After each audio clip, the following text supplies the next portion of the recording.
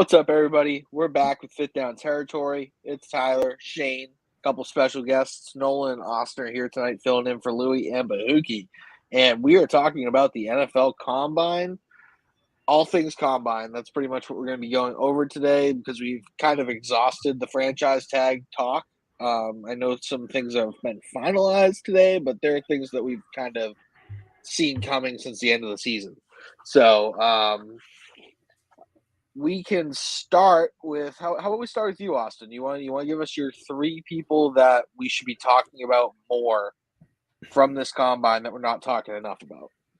Sure, absolutely. I do have a couple. My first one's going to be because I am a Louisville fan. Isaac Guriendo had a great combine the past week. Apparently, so I haven't checked this out, but apparently for guys in his position that weigh over 220 pounds, he has the fastest 40 time. It's sitting at 4.33. And pretty much everything else was perfect. I did see on another picture on X that he combined better than Barkley did. I don't know if that's a real thing, but that's pretty wild. And because I'm a Louisville fan, I did watch him all year. His vision's really good. You know, I've never had an issue with him. He was a backup, so we didn't get to see as much as I would have liked of him, which is crazy considering, you know, his combine was as good as it was being a backup. But I liked him. There was another guy named Chop Robinson that I was pretty impressed with. His 40 time was Choppa style. great. There you go. Yes, sir. But he looked really good. And then my last guy, he's not really a sleeper, but a lot of people worried about his injury history, and it's the linebacker Peyton Wilson. He ran a great 40, 4.4. And like I said, the really only glaring thing that's wrong with him is the surgeries he's had. I think they said he's maybe had 10 surgeries, but I can tell you from a guy that's had ACL reconstruction that if you can still run a 4.4 on a bad knee, like, I'm not worried about you at all. That's just me. So those would be my three that I was impressed with from over the weekend or the week. Cool. Nolan, how about we go to you? How about we kick it to you?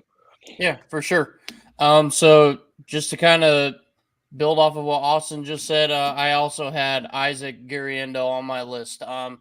That is very rare that you get a running back of that build and that stature to go out and be that elusive and that athletic in pretty much every single drill. And so that's very important, and I know teams are probably going to be salivating over a performance like that for a guy at that build who is that quick and that athletic. So he's on my list. Another two guys that I had on here, a little bit more under the radar, I would say. Anthony Gold, Oregon State wide receiver. Another guy, just absolutely insane performances across the board in all of the drills.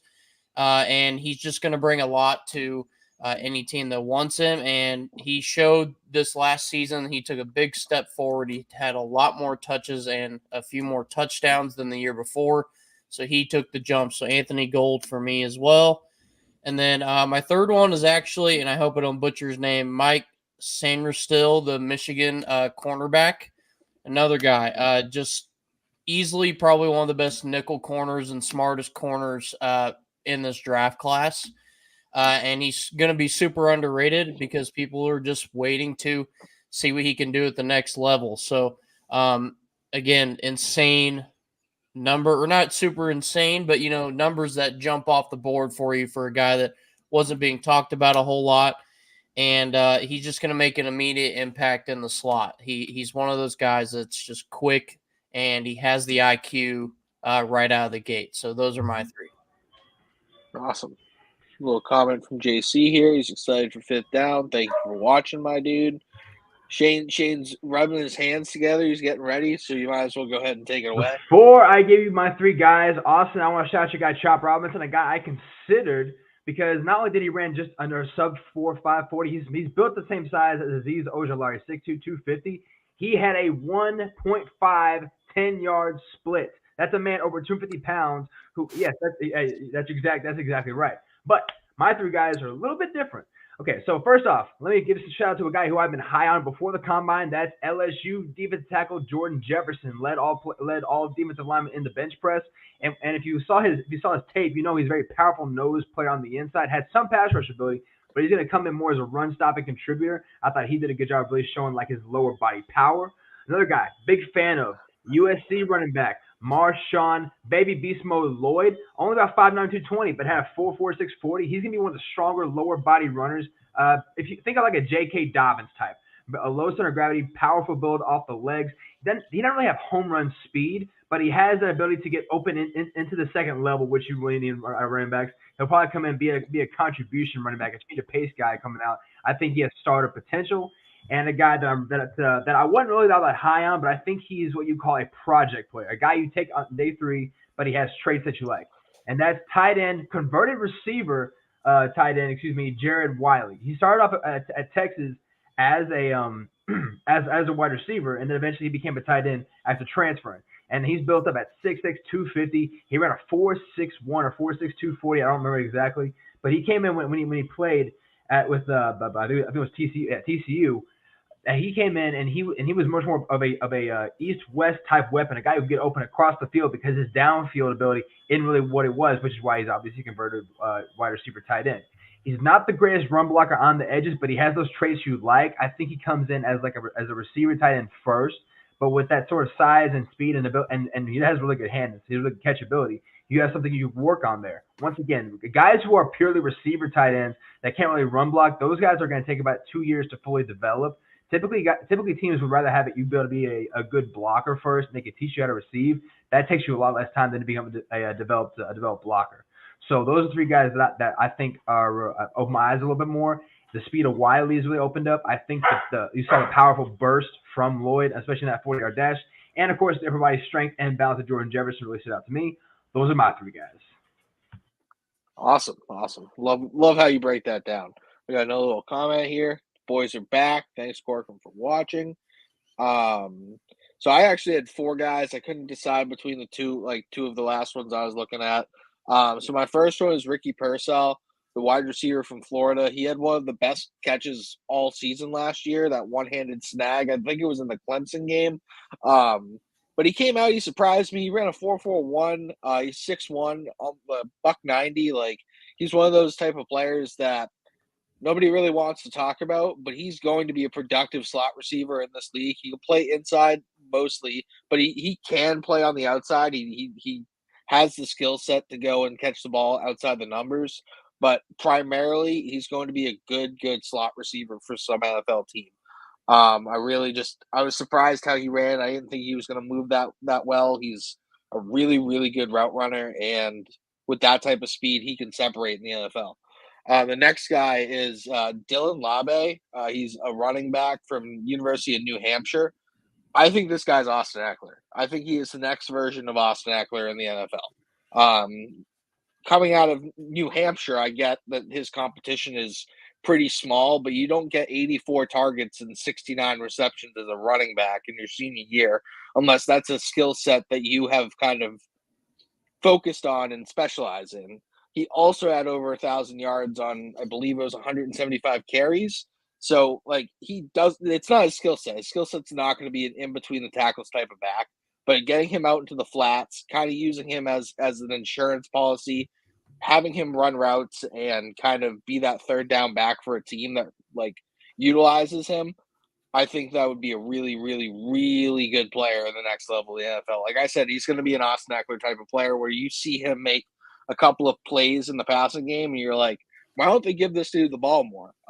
He ran a 4.5, not the fastest dude, but he's more of a game speed type of player. Like, you're gonna see him move on the field. Like, he understands zones. He can block.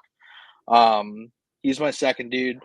Third dude is Brian Thomas Jr. Everybody wants to talk about Xavier Worthy and his 4.21. That's fantastic. That's great. That man is jet fuel. He is basically a missile. But he weighs in at 165 pounds. Like, that's okay. You're running a 4.21 at 165. Good. but Brian Thomas Jr. weighed in at, I think it was 200 pounds, and he ran a 4.34. I'm taking that all day. Like, he proven production at a top tier school. He can run routes. A lot of people are shading him for Neighbors. I understand Neighbors is one of my favorite prospects in this draft. But Brian Thomas Jr. solidified his first round status. Not enough people are talking about him enough, and I think he's going to be a top 20 pick. The fourth dude is probably not going to be a high pick, but we should still talk about him. It's Devin Leary, quarterback out of University of Kentucky. I just thought he had a really, really, really strong combine. He threw the ball second hardest in that whole drill there with when they're throwing at the mat. Milton 61, it might have been the third hardest, but he threw it 60 miles an hour. I thought he hit all of his throws in stride. He's going to be like a day 3 developmental pick, but I could see him being a Jimmy Garoppolo type of player. Maybe if he lands on the right team, right scheme, they give him a chance, he could prove something in this league. I don't know. I thought his tape was very clean. He ran a 4.7.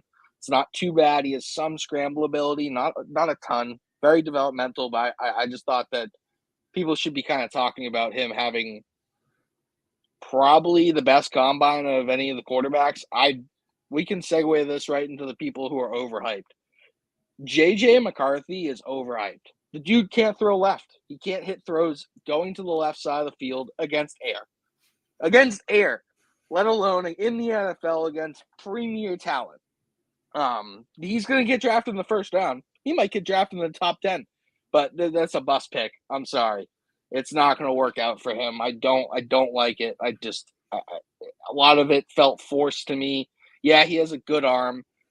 If he was this great player, I think John Harbaugh would have, ran his offense a little bit more through him rather than doing everything he could to get the ball out of his hands. So yeah, that's my first overrated player. Second overrated player would be Braylon Trice. He weighed in at 245 pounds at the combine, and he ran a 4.7. That is not what you're looking for, especially when his listed weight at Washington was 275 pounds. That's a big difference, 30 pounds. Like, that's not just like, oh, I slimmed down for the combine. Like, somebody on that Washington staff was straight up lying. Like, you're not 270 pounds, you're 245. And that gets overpowered on the edge quite a lot in the NFL, especially if you're not running, or if you're running in the high 4.7 range, 4.8. Like, that's scary to me. And he was one of I liked him a lot before the combine. I've definitely cooled down on him. I do not think he's going to be a first-round pick. He might be a late day 2 pick now because of those measurables and combine performance. The last player that I have here, one second, let me make sure I have it right. Yeah, it's Kalen King. I think that he is going to be a good player. There was some hype for him to go into the first round. I don't think you can get into the first round there being 5'11", 191. He might be a better safety. Yeah, I could see that. He ran a 4.61. He plays good in space. I just struggle to see him like matched up against like a Tyreek Hill type of player when he has to like turn around and run stride for stride with him. I think like I didn't like his fluidity in his hips. I didn't think he got all of his momentum out in his transitions. I think that he has issues with that, and just the size with that type of speed concerns me. If he was a little bit bigger, a little bit stronger, I'd be like, okay, you ran a 4.6, that's good. But like that type of size and build should lead to a faster player. So yeah, I didn't think his drills were all that great. I thought he just kind of looked like he was going through the motions. Shane, we can go back right to you for your 3 overrated players. Yeah, okay. So I'll start with a guy who I don't think is a bad player, but I think that he might be out of position for what I think he would be in the next level, and that's Oregon State offensive tackle. That's Talise Fagua. I want to make sure I'm pronouncing that name right. I've heard it a couple different ways. 6'6", 330. Obviously has like the power you really like from the outside, but he's kind of slow off that first snap if you watch his tape. I think he has plenty of power, especially because if you've ever seen him do pull blocks, it's deadly to watch. I think he might be better suited for guard. Again, maybe the right system it might work out, but I think even after the combine, nothing really changed for me just because I feel like a lot of those tackle prospects, a lot of them didn't really have like balance that you really want to see, and that's one of the most underrated things about a tackle that you really want to see is can they maintain balance, especially when they're asked to shuffle. Can they keep themselves upright, keep themselves keep their forward momentum going, and everyone talks about the bench press for them, which is like that kind of thing can change. Orlando Brown, who's an All-Pro, had 14 bench reps, so you got to take a lot of these things with a grain of salt. Another guy who I like. Not as much as everybody else, but I think is more a specialist player, and that's going to be wide receiver Xavier Worthy. I understand he broke the 40 record, but if you look at the history of NFL players at the combine who ran a sub 4.3, so anywhere in the 4.2s or better, only 2 of them have proven to be been taken in the top 100 have proven to be either Pro Bowlers or Pro Bowl level. And that's Chris Johnson and Tariq Woolen. Tariq Woolen obviously was drafted after that, but he was the one that's been drafted in the first, I think, 150 picks. That's worth that. Other guys like that are your guy Lamb, Tyquan Thornton, who ran last year. John Ross, who went number 9 overall, I think in 2017. Kalen Barnes a couple years ago ran a 4.24, something like that. So speed is nice, and the 40-yard dash I think is kind of like the dunk contest of the NFL Combine. That's what everyone wants to watch. But it's very, very minuscule in terms of what an actual player's ability is. And I also don't know why offensive and defensive linemen are running the 40 to begin with, because I only want to see them inside the first 10 yards. The only players that need to run the 40-yard dash can be specialist players and secondary, because those guys are using more of the field than anybody else. And I think Xavier Worthy, unfortunately, and I already like Adonai Mitchell, his receiving mate at Texas is a little bit better. I think he has better ball control, which if you're a rookie is an underrated attribute. Can you actually control the ball down the field when being pressed up against? And a guy who I think is kind of being a little bit overhyped, just a little bit on the edge rushes is and I want to make sure I pronounce his name right. Hang on a second. It's okay. We got time. You're good. It's Gabriel Murphy. Gabriel Murphy from UCLA. A lot of people are talking about him as potentially being a second-round pick, maybe even like one of those surprise first-round picks that happens every year. I think he plays really well. Not necessarily really well standing up, but I think he might be used more in his first year or two as a specialist edge rusher. I don't really see him as being like a guy who could get cornerstone edge rusher off the bat. I think he could be a really good utility guy off the edge, but I think I think he had a solid combine. I'm not gonna take anything away from it, but I think he like we're talking about. I think a lot of that stuff is kind of being over mentioned, and it happens every year. But I think Gabriel Murphy might be that one defensive end / outside linebacker type player that gets a lot of love for his athletic traits than he does for his actual on-field performance. Yeah, no, I like a lot of that. I really liked what you said about Worthy. I mean, obviously he's the talk of the combine because of what he did, but you basically put out the list of players who are actually successful at the NFL level running that type of speed. It's not a long list. Like it's not that. And it could change. He could be the next Tyreek Hill, but I have a hard time trusting guys with speed because can you control that speed and can you do more than just be a downfield player? Yep, absolutely. Awesome. Let's go to you, buddy. Yeah, so both of mine have already been hit on, and I only had 2. I'm surprised Shane did Worthy there, but I'm not at the same time because it's just like if I have the same as you all, we see something right in these players that we're just like I'm kind of turned off about them. But the first one I'll hit on is the Braylon Trice one out of Washington. The coming in 30 pounds lighter is alarming to me. It's just like he either was closer to the 30 than he did at than he was at the combine, or he just lost that weight really fast, which both of them are alarming in themselves. Like when you're for different reasons, but both alarming. Right. So it's just like, what are you going to do in an NFL offseason? And if you're losing 30 pounds when you're coming to camp, it's just like, we can't have that. Right. So he's the reverse Eddie Lacy. Yeah. Yes. Most guys, they gain weight in the offseason. This guy loses. Like, it's incredible. But yeah, from all the hype that came in that surrounded him, nothing really like blew me away about his combine. So that's the reason I had him on there. And then just to kind of follow up Shane, I also had Worthy on there.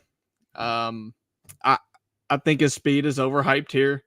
To me, I think he's the second best Texas receiver. I always thought that the Mitchell. Mitchell's a better player, ain't he? I think he is. Like he runs his routes better. He can high point the ball better. He can almost do everything except run faster, I guess, in a 40. Mm-hmm.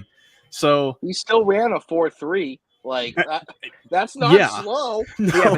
Yeah, but remember at Texas though, like they're going up against a lot of secondaries, which like you won't see a whole lot of those guys on Sunday, or at least they're underdeveloped, and it's easy to separate against those guys. How's he going to separate if he goes up against Sauce Gardner or the guy in Denver? What's his name? I'm losing the track. Surtain, guys like that. Pat Surtain. Yeah.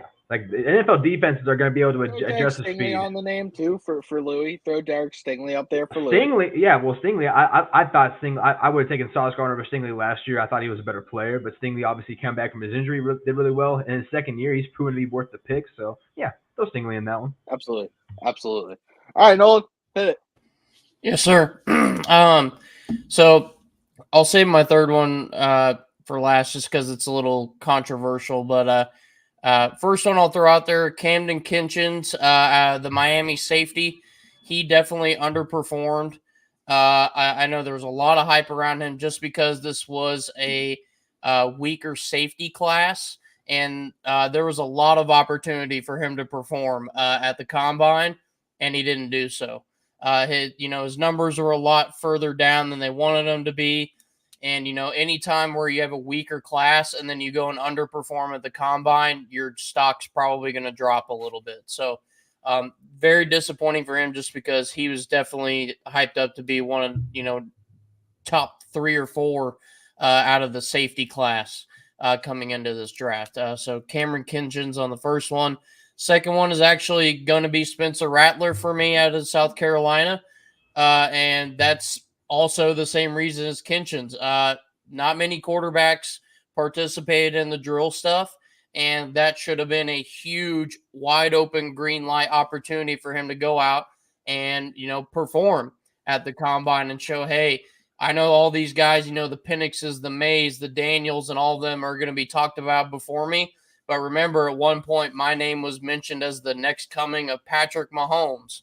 Well, you had an opportunity at the combine, and he finished last in every single testing category. And there weren't that many guys testing, but he still finished last. I don't know what that'll do to his stock, but it's got to hurt somewhere. So Rattler had all this hype around it. It slowly died off year after year. And then you go and do this at the combine. I feel like that just kind of feeds into the whole thing that he might not necessarily be at the level we thought he was. So the clips on Netflix of him being a what to his teammates really hurt his image and really questioned his maturity. Supposedly he got humbled by that. That's one of those wait and see kind of things. Oh yeah, for sure. So we never know. I could be absolutely wrong, and he is a day 2 guy because somebody wants to take a chance and they really need a developmental situation at quarterback. I don't know. Third one, and this isn't a player, but I thought the combine overall was kind of just overhyped because we all were so excited. That's a cop out. He said the event. What do you want me to say? I mean, he said the event. It is. I mean, everybody always gets excited. I mean, Shane, you called the 40 the dunk contest. I stand by that. No, and you're absolutely right. But the fact that the event has that much hype around it every year, and then you have all these guys sit out and not want to participate in it, it's like, okay, well, how excited do I really want to get? Yes, you're going to get a chance to see some of these more underrated guys that are not going to be the top 10s, and you're going to get to see more of a highlight of them and get to see why they're going to be, high-value draft picks outside of the normal names. That's great and all, but at the same time, that's not why you go to watch the combine. There are times where you watch it to see that number 1 prospect go out and throw routes or, throw passes and do all that because it's like, wow, this is my first time seeing this guy in the NFL limelight throwing passes, and it's not, on Saturday afternoon. So it's just a different way to look at them, and it just wasn't there that year. It felt like the combine was like, all right, let's just get this over with because most of our top 10 picks projected are not going to be here anyway. Sure. So why does it matter? Let's just hurry through it. So the combine overall, I'll take the cop-out pick here. I'll take the slander from Shane. But overall, I will say this about the 40-yard dash. I don't believe it's that important, except for a couple of positions. I guess you could argue it is. To me, the most important test that affects every single position is the T-test. I want to see how quickly someone can change direction if the play breaks down and can adjust on the fly. That's my opinion. Yeah, for sure. I like the 3-cone drill too. That quickness in a short space. So Yeah, I same think concept. That's very important. Yeah. But yeah, I totally agree with the 40. But I agree with you, Nolan, more than I do with you, Shane. It was disappointing. Damn, called especially out. I did. It was disappointing as a team who desperately needs a quarterback to not see any of those 3 quarterbacks throw. I was even getting excited to see Drake May throw, and he was like, "Nah, I'm good." Like, right, that was a late thing too. It was like it wasn't like Caleb or Jaden Daniels who told you right off the jump they weren't going to participate. Like, they got up to the quarterback drills and they released him, and his name wasn't on them, and you're just like, what? What do you mean? You're the one who needs to who could possibly elevate his draft stock from 3 to higher, possibly, or you know what I mean? Like right now, I would say he's QB3 on most people's boards. Hopefully not the Commanders' boards, but most people's boards. And like going and doing that, like Justin Herbert, like we talked about last time, Justin Herbert went out there and wowed people. You're just sitting there like, wow, that dude has an absolute cannon. And it's disappointing because you had those 3 not participate. Marvin Harrison Jr., Malik Neighbors did not participate, and Brock Bowers was a late cop out too. I would have liked to have seen it. You know what I mean? We're football junkies. We want to see this stuff, even if it doesn't mean as much in translation. I still want to see it, get a little bit more information, so we can continue moving through this offseason. I will say that I think guys like Keon Coleman, Xavier Legette, I think that they didn't really move the needle. I don't think. I do think Johnny Wilson is going to stay a wide receiver. There was talk about him possibly converting to tight end, but he ran a 4.6 at 6'8", 215 pounds. Like he showed speed. Cool. Be a tight end. Do that. I don't think he needs to move. I think he needs to change position. He has a hard time separating at the 3rd level, and a lot of times if teams need you downfield, that's where you need to be able to go. And that's my opinion. Sorry. I got you. I just thought it was surprised. I thought he was going to run slower. I thought he was going to be a little slower and not have as good of a combine. 2 other people I want to mention. I think Luke McCaffrey and Ladd McConkey had very similar combine performances. I like one of them's going to go in the first round, and one of them's probably going to go in the 4th round. And I don't know which one I'd rather have. So, like, does anybody want to touch on that? I honestly feel like McConkey's probably going to get more looks just because of his status coming out of Georgia. I mean, he's a national champion wide receiver, and he's proven. But at the same time, I mean, Luke's going to get looks too because of who his brother is and who his family is. So that's naturally going to happen. But, I mean, at the same time, I watched the Senior Bowl. I mean, Luke had a few good moments, but it wasn't like, wow, this is who the McCaffrey family has up next. It wasn't anything stunning. And Ladd McConkey isn't anything stunning either. He just has had some pretty solid quarterbacks, at least when they were in college. And so if you put Luke McCaffrey on Georgia, he's a 1st round pick. If you put Ladd McConkey at Rice, he's a 4th round pick. Like that's how it looks to me. Like they're very similar players is all I'm saying. So if you're looking at trying to get the same amount of value out of that type of pick, then I think Luke McCaffrey is the better choice if you can get him late like that. Austin, it looks like you want to say something, buddy. No, I just wanted to touch on the whole like sitting out thing at the combines.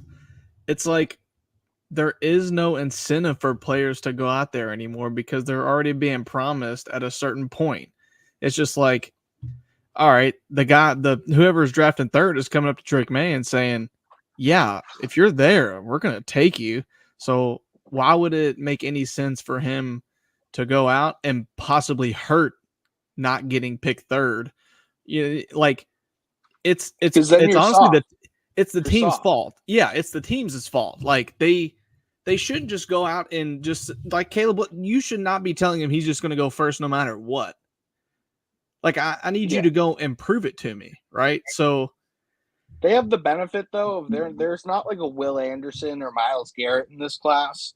You know what I mean? So all three of them's benefit is that this is way more of an offensive class, and this is a draft that each team presumably needs a quarterback in the top three.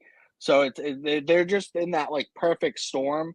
Like if this was even last year's draft class, I think Drake May is going fourth, or maybe no, he's going fourth. He's going after Richardson. He's going after C.J. Stroud. Bryce Young went before both of those players, so he's going after Bryce Young as well at that point. So like, it's just like there's nothing. They're not getting.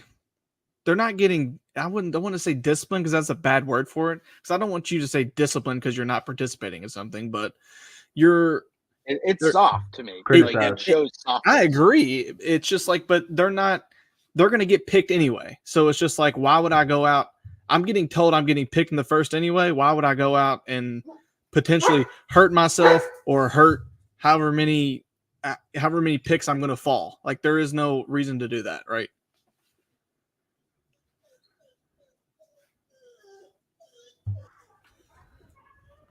We can't hear you. No, I just realized that. Saw it. I think it's a combination of the teams telling them that and the agents in their ear. Well, Caleb Williams doesn't have an agent, neither does Marvin Harrison Jr. But for the representatives telling them, look, maybe you should sit this one out. But I will say, once I watched Caleb Williams' interview, I understood a little bit more. He basically was like, look, only a certain number of teams are really going to be able to come and draft me. So like, why should I go and do all this when I'm going to meet those teams who want to draft me and play, like do the stuff, do workouts there, do my pro day, all these types of things that like, it does make a little bit of sense, but like, I just want like, we like the fan base, the media people, we are naturally hungry for more information to see this stuff. So it's upsetting not to see it at that point. Jay, do you want to say something?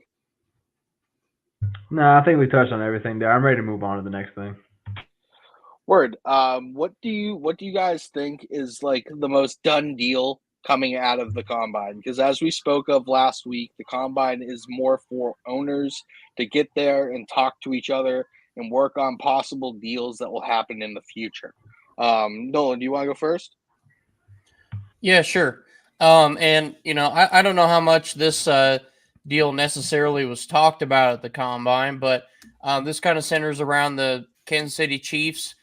So they this week announced that they did put the tag onto L'Jarius Sneed officially. Obviously, he asked to pursue a trade, so that is actively ongoing. I definitely think that's a trade the Chiefs are going to want to get done prior to draft day, mostly because they're probably going to want to try to get a pretty good amount of draft capital out of that, and not have to be like, oh, well, we got draft capital for next year.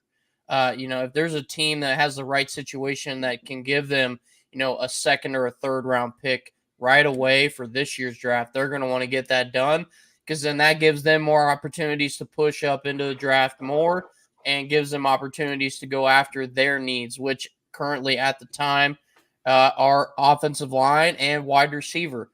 So they are wanting to address that quickly, and by getting that L'Jarius Sneed trade done, they would do just that.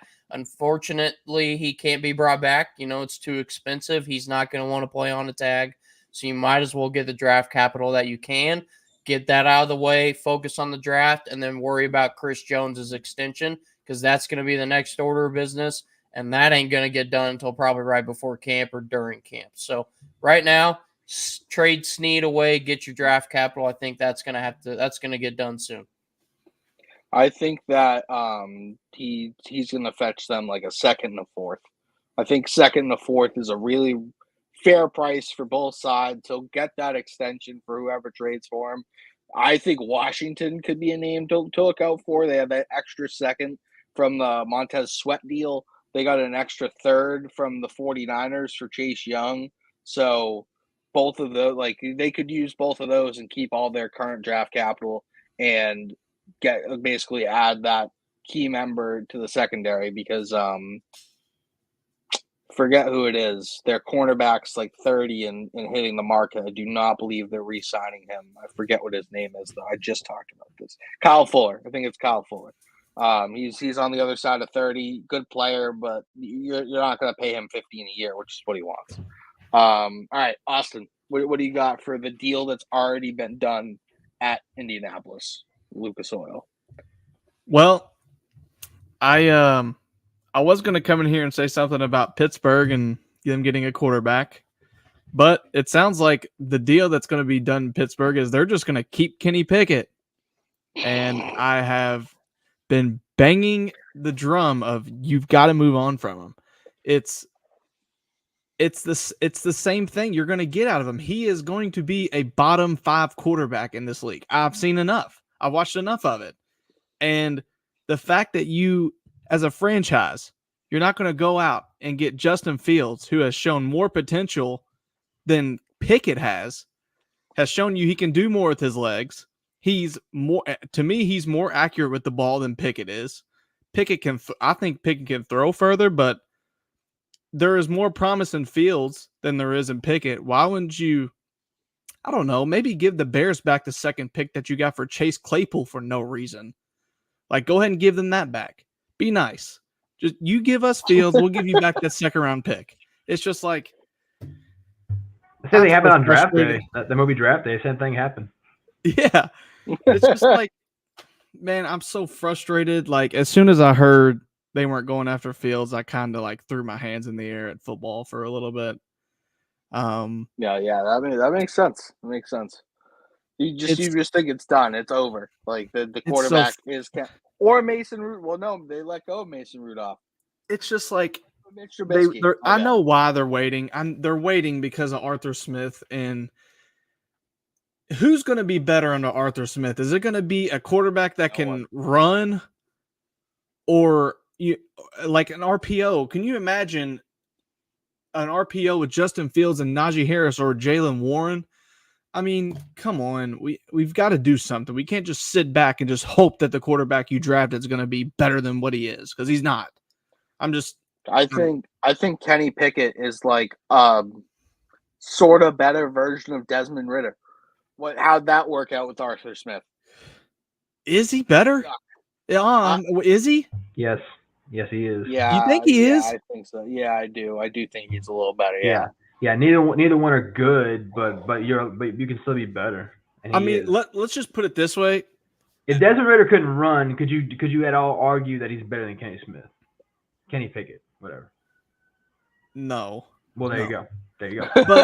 But the point remains is like if the Steelers went out tomorrow and was like, oh, we're trading Pickett for Desmond Ridder, am I going to get upset? It's like, no, I think that's like you just went sideways to me.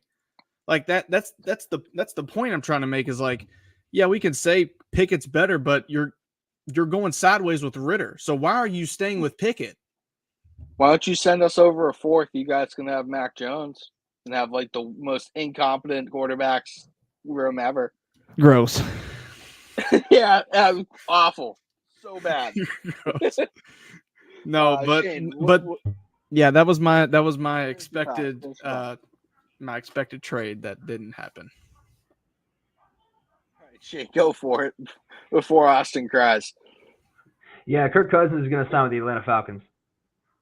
Ooh, we have warring takes. Yeah. Wasn't really that much of a war and take, just because right now the Falcons have around $40 million in cap space. Obviously, they're going the exact opposite route. They don't want Arthur Smith, and they don't want the guy they drafted a couple years ago. Sorry, Austin.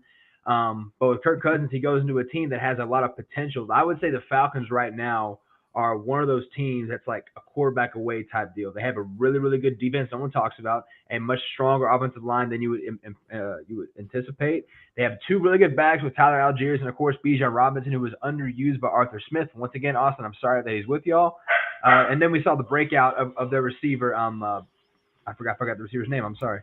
But Drake London. Yeah, Drake London. Yeah, exactly. But when we see if he were to go there, and I think he will, he sees the potential to win, because right now the NFC South is very winnable. The best team right now is the Bucs. It's not like they're going to re-sign Baker Mayfield, but a lot of their defensive talent is going to be free agents as well. So I think right now the Falcons are in perfect position to take that division. They almost won it with Tyler Heineke and Desmond Ridder. So I think Kirk Cousins, and for all the hate Kirk Cousins gets, he is much more of an upgrade to what they would have there. I think he's able to compete in the NFC South. Maybe should easily win that. And the NFC, like right now, until the quarterbacks change, is going to be very winnable for somebody else. Right now it's the Niners, and then below them are the Cowboys, the Lions, the Packers, the Eagles, whoever you want. It's very much up for grabs for the Falcons to come in. They have a rising defense. They have a couple of unrecorded stars no one talks about. And I think Kirk Cousins under that scheme, with those players, with that team, with extra money left over, could be a difference maker. It kind of reminds me of what Minnesota was before Kirk Cousins got there. But I think right now Atlanta has much more established on the defense side of the ball coming in, and I don't see any reason why he, the top-rated free agent, wouldn't want to go to Atlanta. Oh, that's definitely a good point. I just don't think that they're going to be willing to spend, because I think that he's going to get more than $40 million. And I understand the cap, like you can do what you want with the cap. I say don't start. You remember what I did last week? Don't start with me now. I'm totally with you on the cap. Cap is crap, but real money that they're going to have to give Kirk Cousins, because Kirk Cousins, for pretty much all of his career, has gotten about 85 to 90% of his contracts fulfilled, paid in his bank account. That man always gets his bag, and he typically gets the full bag. Like, it's not like, oh, you got this. Like, it's not like the Mike Evans deal, like 52. Yeah, it was 36 guaranteed over 2 years, so it's 18 million instead of 26 million. You know what I mean? Kirk Cousins, like, nah, you're giving me that whole 52, like all of it. I'm getting all that shit. So I personally think the deal that was done is done, but they're trying to drive it up a little bit, is the Atlanta Falcons trading for Justin Fields. I think they're going to send over a second round. I would love to see that. I just think with the way that their offense is, if you add another, because I feel like they want a dynamic quarterback, one that isn't 35 coming off an Achilles tear. You know what I mean? So you don't have to pay him $40 million. If it works out, you can give him a you guys fit your options. You have him for at least 2 years on a rookie deal. Exactly. I just thought it was more realistic. They want to go for the veteran guy, and they wouldn't want to go for Fields. Fields is a potential long-term option. Kirk Cousins is a 3 to 4 year window type player, and I guess it just depends on where Atlanta is in this formation. I just think Raheem Morris, Zach Robinson, this more new style offense is gonna That's true. Kirk Cousins would fit the more Matt Stafford role. Yes, I just think Justin Fields and this advanced offensive scheme, you just kind of look at it, you're like, who should I guard? Who can I cover? I don't know if I can cover any of these people anymore. So yeah, that's the deal. I think it was done. It was reported too on Sleeper that it's pretty much a done deal, but then it was backtracked like 20 minutes later that they're still interested in some other quarterbacks. So I think that was Atlanta putting it out there so that they could possibly squeeze another pick out of the deal, out of the Falcons. But I think that's the deal that we're going to see done probably as soon as they make Caleb Williams that first number 1 overall pick, which I think is a mistake. I think they should have traded the pick and gotten some of the same type of deal that they got last year and gotten a first this year, probably early, like top 10. Next year, you get a first, you get a second and a second, and then you get a player who's possibly a Pro Bowler. Okay, but is next year's quarterback class going to be anywhere as good as this year's quarterback class? No, because if you don't have a absolutely not. quarterback, you don't. If you don't have a quarterback, it doesn't matter who else you got. Next year's quarterback class ain't going to be able to touch this year's quarterback crop. You really totally agree. You really think that Kirk Cousins' next contract though is going to be 100% guaranteed from anywhere he goes? Because I don't think that's going to happen, especially with his Achilles. I think it's 80% guaranteed. I mean, like, so I guess what I'm asking is if 2 for 180 guaranteed, something like that. Yeah, so if that's what I'm seeing. If the Falcons were to maybe do like a 3-year and only guarantee him, 35 a year, you don't think he would take that instead of going somewhere? He could. You see what I mean? If he wants to take that, he'd stay in Minnesota, because I think that's what Minnesota's aligned with right now. And I think he wants more than that, which is why he's not getting an extension. Because I could see Minnesota giving him 35 a year. That's pretty reasonable. That's actually a decrease in what he's making over in Minnesota right now. No, I was saying as like 35 guaranteed, but they over the life they could give him if he played for him like 45 a year, but they're only going to guarantee you 35. But he's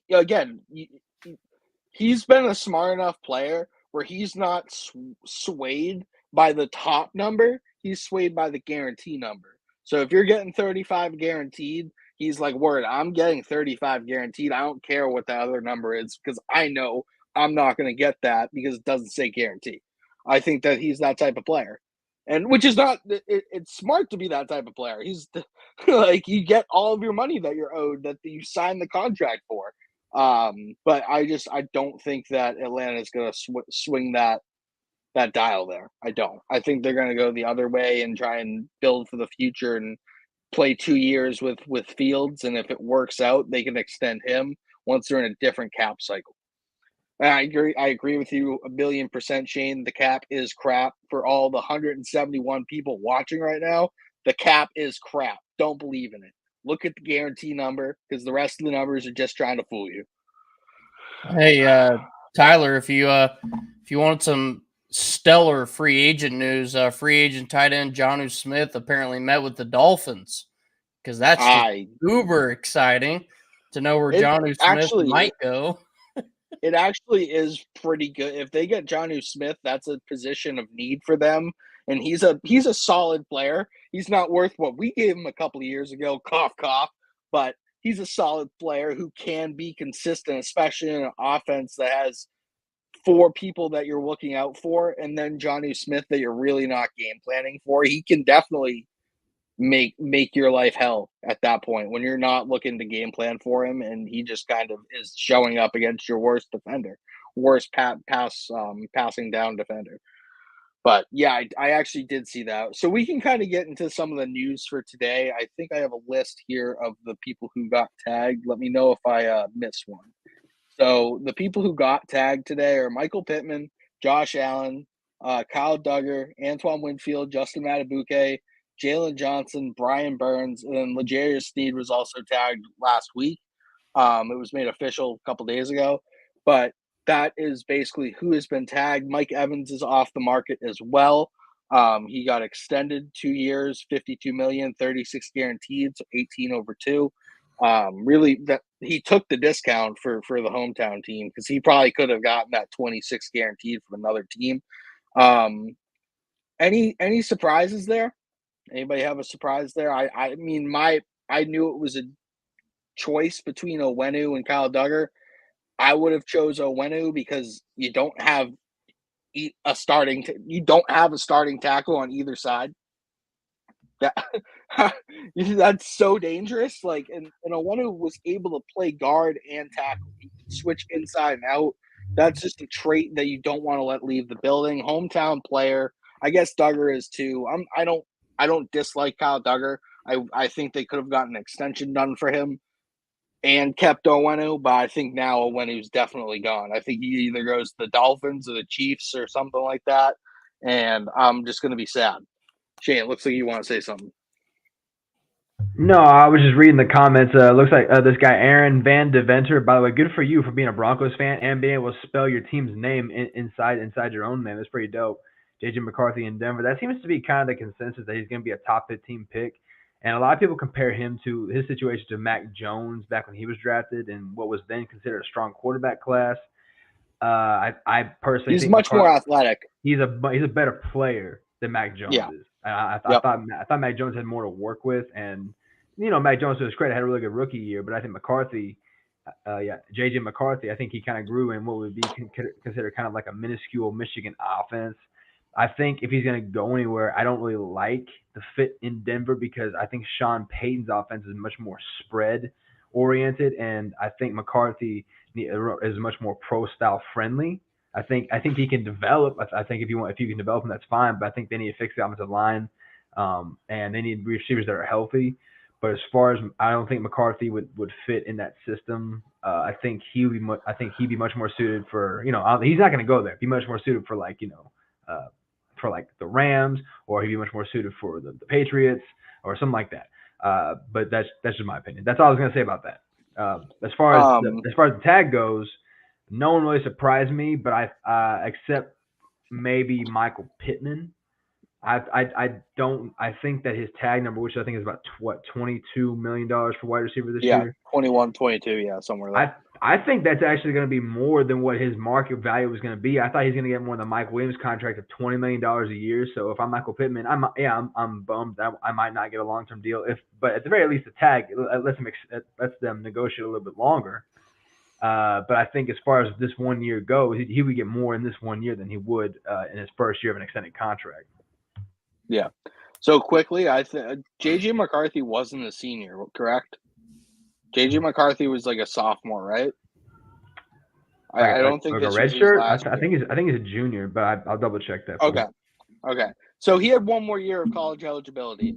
I think he should have stayed in college, played one more season, and came out next year. Because next year, like we just talked about, is not going to be that strong of a quarterback class. And he very well, if he had a good season going into that year, very well could have been the number one overall pick next year instead of like pick 12 or 15 this year.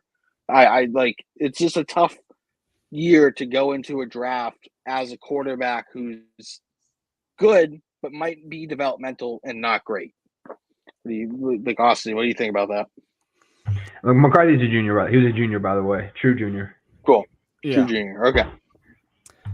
No, I was gonna touch on. You said you had your surprises of who was tagged. I'll give you a surprise of somebody that wasn't tagged. I thought would at least get tagged and signed a long-term deal, and that was Christian Wilkins with the Dolphins. I know in the combine they did say that they didn't want to franchise tag him, and for the life of me, I can't figure out why. But I think they can't. I think they don't have enough real money to pay him. Not cap money. To his contract extension is going to come up, and a lot of times when these players, and this is nothing against the Dolphins, they've spent well. They went out and got Tyreek Hill.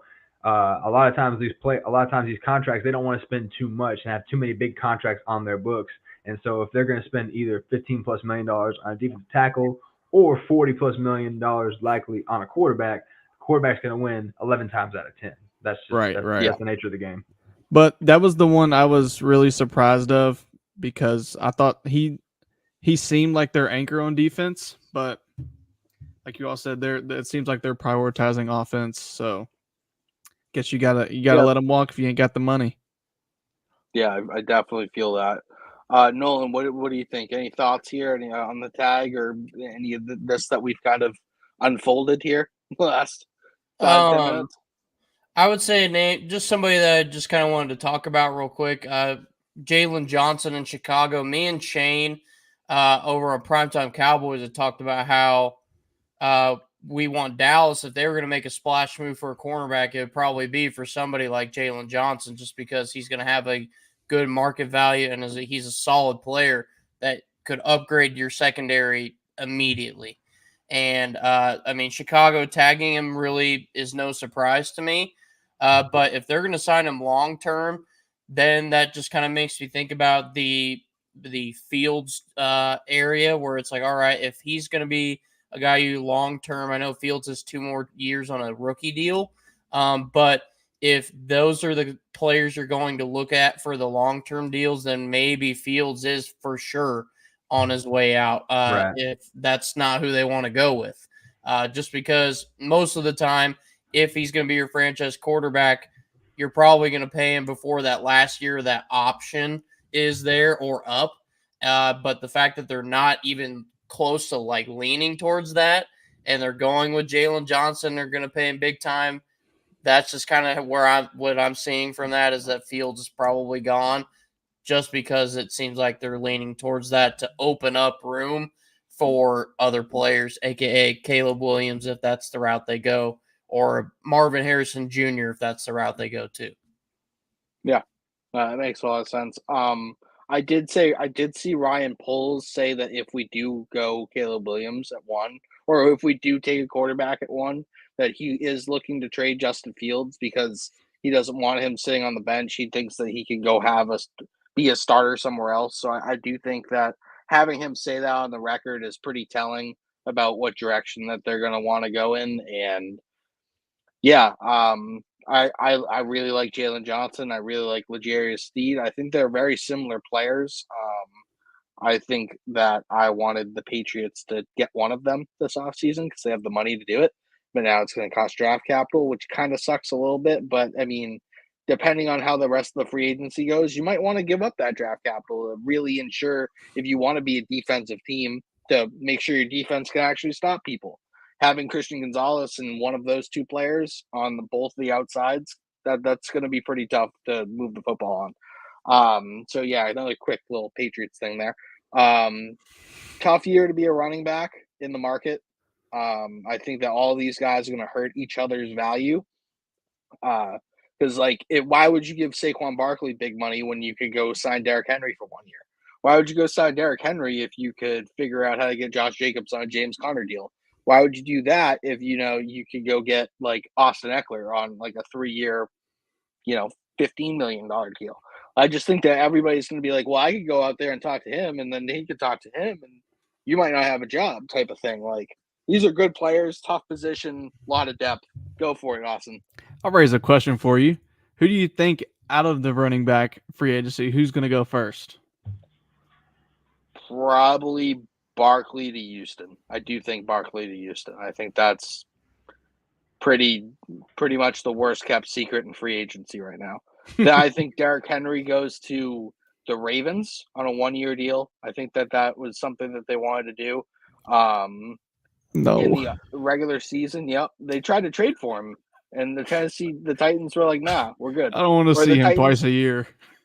Yeah, you might have to. I think Josh Jacobs is going to end up on the Chargers. And I think Austin Eckler is a sneaky player to end up on the Patriots.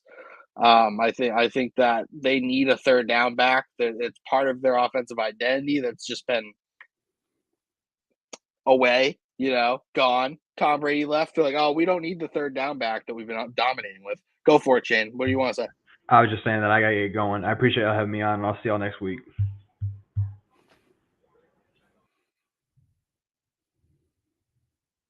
Mute. Yeah, there you go. Yeah, I'm muted. Just try and keep it cordial. Try and keep it fair.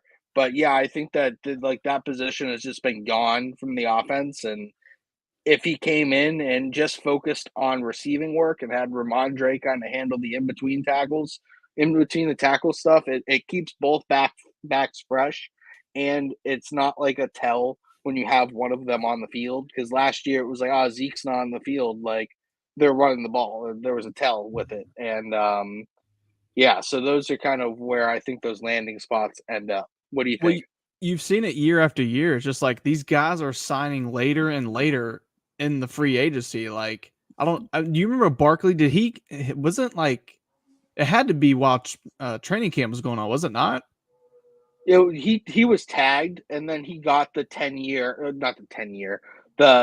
1 year extension to get it off of the tag. Okay. You know what I mean? Yeah. So but it was I guess because he was tagged, that was kind of like an outside example. But it seems like these guys it's getting so far along before they're making their mind up in free agency. And it just kind of seems like teams are more worried about their offensive line. You know, if they have a decent offensive line, you can bring in, I don't know, some 4th round pick, and he may be able to have 1,000-yard season for you. So yeah, right. you know, I don't know. I wanted to raise that question just because I kind of agree with the sentiment that once one goes, it's going to be kind of like a domino. Like they're all going to start, okay, this is what he got. This is comparable. Okay, I'll take this. I think they all get more James Conner type deals than Christian McCaffrey type deals. For sure. For sure. Well, yeah, they're all going to end up being cheaper deals because they're going to see that the market's not going to sway the way they want, and they're Why not gonna would it? want- Because there's 7 of them on the market. You're like, Yeah. I don't really need to overpay you because I can go get as much production Mhm. and name value. Not even just like production. You're getting name value players. You're getting players who will sell jerseys for your team. Like, I don't need to overpay you because that, like, I just had a conversation with 3 of you. You know what I mean? Like that. Yep. It definitely sucks to be a running back this year in this free agency. Right. But yeah, I'm pretty sure that's all the time we have. Let me just pop on this video here. It's so real quick to end the show, and we'll get out of here. Haven't been confident enough to do this with my friends. I'm gonna do it in front of Tiger No, Woods. you all good, dude. All right. Easy day, baby.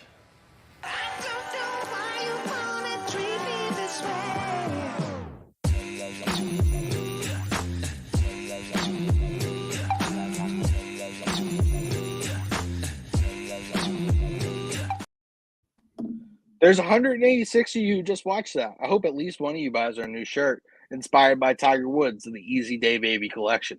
Now, make sure you go check out StadiumRant.com. It brings you all the best articles, all the the fan-centric, fan-covered news that you need in your sporting lives today.